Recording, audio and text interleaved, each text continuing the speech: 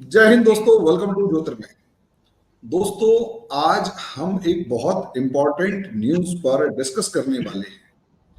भारत का एक जहर उगलने वाला मौलाना तो नहीं कहूंगा, स्कॉलर कहूंगा, इस्लामिक स्कॉलर, जिसके ऊपर बांग्लादेश की तरफ से एलिगेशन ये थे कि उसके सरमन से मोटिवेट होकर कुछ लड़कों ने बांग्लादेश के एक रेस्टोरेंट में ब्लास्ट कर दिया। जब उनको पकड़ा गया तो अच्छे खासे घरों के लड़के थे, पढ़े लिखे लड़के थे, लेकिन इसके प्रवचन सुन के, सरमन सुनकर वो इतने मोटिवेट हुए कि उन्होंने हर उस जगह को खत्म करने का प्लान बना लिया, या यूं कहें कसम खा ली, कि जो उन्हें इस्लाम के अकॉर्डिंग नहीं लगती थी। हालांकि बहुत सारे इस्लामिक स्कॉलर्स इसके काउंटर में ये भी कहते हैं कि भाई ये एक ऐसा बंदा है जो उल्टे सीधे फैक्ट्स, कुरान को अलग तरीके से डिस्क्राइब करके रखता रहता है, और कहीं ना कहीं इसकी बहुत सारी गलतियां हैं जिसे छिपा जाता है। खासकर हमारे इंडिया में जो बहुत सारे मौलाना जो क्रिटिसाइज करते हुए नजर आए, उन्होंने एक बात ये कही कि ये जो जाकिर नाइक है, ये असलियत में खासकर जिहाद के मामले में जब ये कहता है कि अप्रोक्सीमेट 25 ऐसी आयतें हैं जो कि जिहाद के बारे में डिस्क्राइब करती हैं और काफिरों को मारने का ऑर्डर देती हैं, तो कुछ मौलानाओं ने और कुछ स्टूडेंट्स ने घेर लिया और कहा लिख के दिखाओ, 2 4 10 5 ही बता दो। तो इससे पेन और कॉपी नहीं पकड़ी गई। लेकिन गलत फैक्ट या सही फैक्ट वो बात की बात है, बोलता इतने कॉन्फिडेंस से है।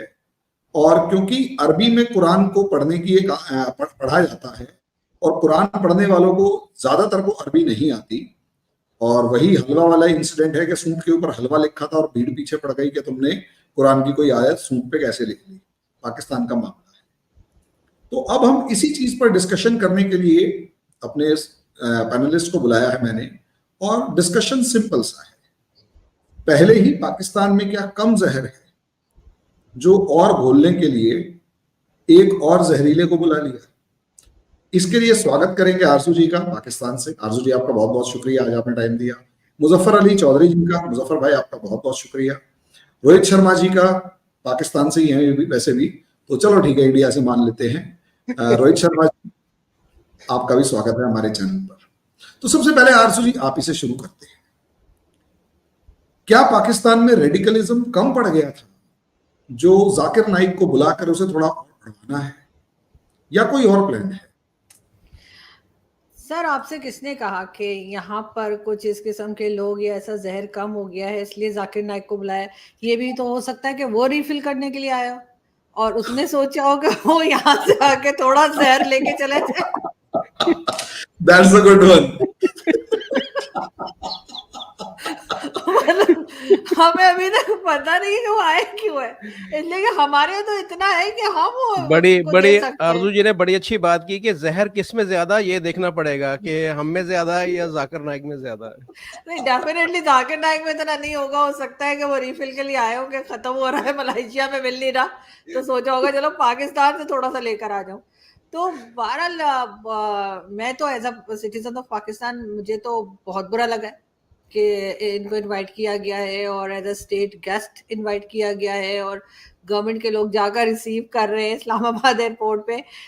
मुझे तो बिल्कुल अच्छा नहीं लगा। हाँ, अगर कोई एजुकेशनिस्ट आता, कोई इकोनॉमिस्ट आता, कोई ऐसा आता टाटा बाटा अंबानी टाइप का, या कोई किसी भी कंट्री का कोई बिजनेस कमिटी का कोई ऐसा आता है जो हमें ये बता सकता है कि हम अपनी प्रॉब्लम्स में से कैसे निकल सकते हैं, तो शायद मैं अप्रिशिएट करती और मुझे बहुत अच्छा लगता। लेकिन इस वक्त मुझे बहुत बुरा लग रहा है क्योंकि इनके ऊपर जो खर्चा किया जाएगा, इन्हें जो होटल्स में रखा जाएगा, जो ये ट्रैवलिंग करेंगे एक शहर से दूसरे शहर, और उसके बाद जितने भी इनके खर्चे होंगे जो गवर्नमेंट उठाएगी, वो गवर्नमेंट के लोग अपनी जेब से नहीं देने वाले। वो मेरे और मुजफ्फर साहब जैसे लोग जो हैं, हमारे टैक्स के पैसे से उनकी खातिर होगी। और ये चीज जो है, ये मुझे बिल्कुल भी पसंद नहीं है और बिल्कुल भी मैं इसको अप्रिशिएट नहीं करूंगी।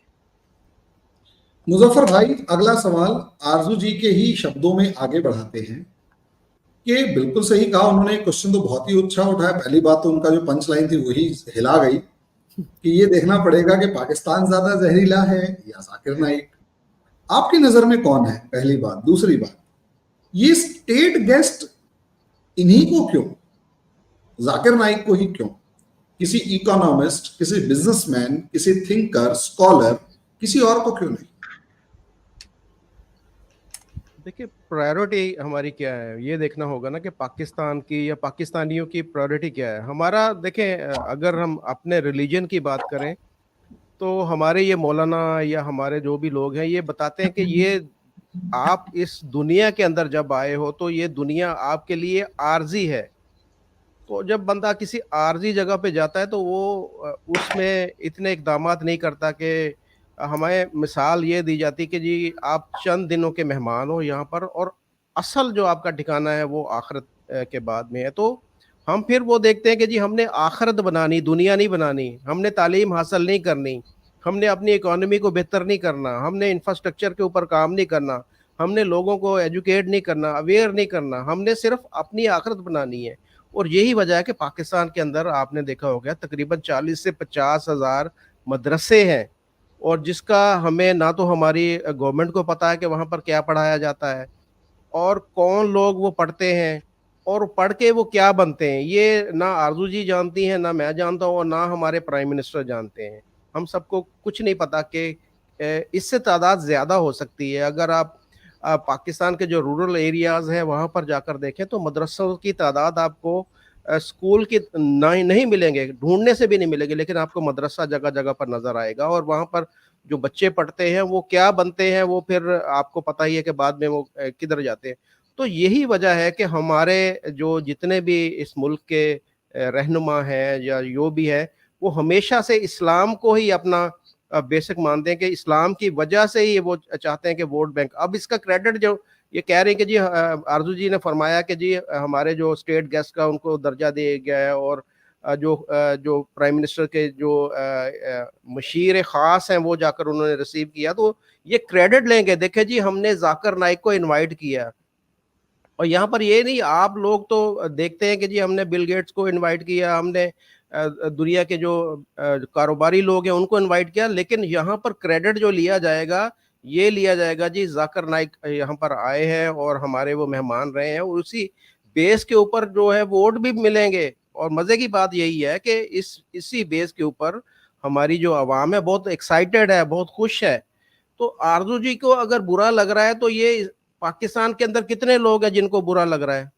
उंगली पे आप गिन सकते हैं उनको, उंगली पे, यानी कि उनकी तादाद 100 में से होगी, 100 से नीचे-नीचे होगी कि जिनको ये लग रहा होगा कि पाकिस्तान को तरक्की करनी चाहिए, पाकिस्तान के अंदर जो है वो इस तरीके से काम होना चाहिए कि लोगों खुशहाल हों, लोग एजुकेट हों, लोगों के पास जो मसाइल हैं वो हल हों। लेकिन मोस्टली लोग तो जो अपनी दुनिया में, अपनी धुन में, अपनी चीज़ों में मस्त हैं। मैं बहुत सारे ऐसे लोगों से मेरी मुलाकात हुई है, वो बहुत खुश हैं, वो एक्साइटेड हैं कि जी एक दुनिया का एक बहुत बड़ा जो लीडर है, वो पाकिस्तान में आ रहा है और उसके ऊपर वो खुशियाँ मना रहे हैं और वो सारा कुछ कर रहे हैं। तो ये एक फैक्टर है पाकिस्तान के अंदर, मेजॉरिटी ऑफ पाकिस्तानी जो है वो इस चीज़ को लेकर बहुत खुश हैं। हालाँकि उनको जब बताया जाता है कि जी इनका क्या अचीवमेंट है, इन्होंने क्या किया है, इन्होंने दुनिया को या इनके जो टीवी का जो एक चैनल का नाम है पीस टीवी, तो कौन-सा ऐसा पीस है जो इन्होंने पूरी दुनिया के अंदर पीस फ्राहम किया। जैसे आपने बताया कि बांग्लादेश के अंदर जो बेकरी के ऊपर हमला हुआ था, उसके अंदर 22 लोगों की जानें गईं और जो एक जो क्या नाम था उसका, रोहान नामी था, रोहान इम्तियाज़ नामी बंदा जो पकड़ा गया था, तो वो उसने ये बोला था कि ज़ाकिर नाइक ने ये कहा था कि हर मुसलमान को दहशतगर्द होना चाहिए। तो अगर ज़ाकिर नाइक की तालीमात, उसकी जो सारी चीज़ें इसी चीज़ के ऊपर बेस है कि हर मुसलमान को दहशतगर्द होना चाहिए, उसके लिए वो जो रेफ़रेंस देता है वो कुरान और हदीस के अंदर से निकाल कर देता है। और ये इसमें कोई अचंभे वाली बात नहीं है कि हर पाकिस्तानी, अभी मैं मेरे मेरे पास एक व्हाट्सएप के ऊपर मैसेज भी आया था जिसमें पाकिस्तानी कौम को बल्कि पूरी दुनिया की उम्मा को ललकारा गया, उसकी गैरत को ललकारा गया कि देखें इसराइल जो है वो किस तरीके से कभी हिजबुल्लाह के ऊपर अटैक कर रहा है, कभी वो ईरान के अंदर घुसकर वो लोगों को मार रहा है, कभी लिबनान के अंदर मार रहा है। इसी तरीके से बताया गया है कि जी अब अगला जो काम है वो भारत करने वाला है। अभी ये जो काम जो इज़राइल जो है, जो अरब के अंदर या मिडल ईस्ट और दूसरे मुल्कों में कर रहा है, यही काम अब पाकिस्तान के साथ जो है वो इंडिया करने वाला है। तो गैरत करो, ये पाकिस्तानी कौम को जगाए तो तो ये जाकिर नाइक को सारा का सारा ब्लेम करना कि जी जाकिर नाइक ही जो है वो